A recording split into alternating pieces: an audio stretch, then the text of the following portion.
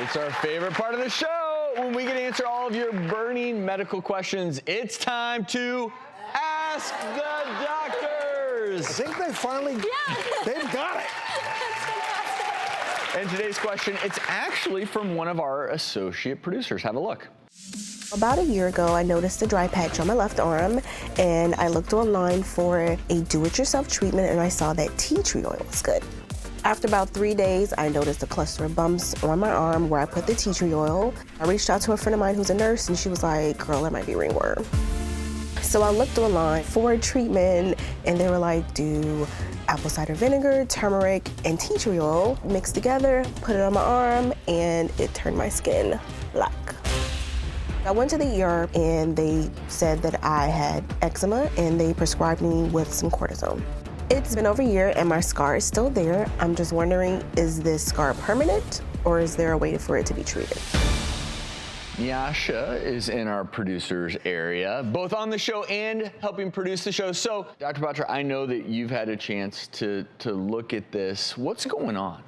So, Nyasha, I think because you're relatively new to the show, you don't know we've been doing so many segments about DIY and maybe not necessarily going online and deciding to put a bunch of things on your skin. I do think you have eczema and atopic dermatitis. And when you went online and you found all those different products and you put them on there, then it causes a really acute allergic contact reaction.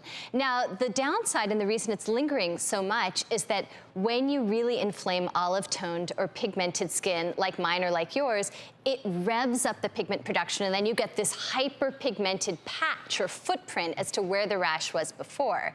So kind of stepping back a bit, the atopic dermatitis and the eczema, we really think is more a problem with the barrier in your skin. So you shared with me that you moved from Texas, which is a nice humid climate, here to LA, which is super dry. And I think that probably not changing up your regimen to help restore and seal the skin with scent-free, dye-free, really emolliating products to seal the skin was why it dried out in the first place. But then I think adding all those chemicals in just really irritated the heck out of it. And now you have this hyperpigmented footprint.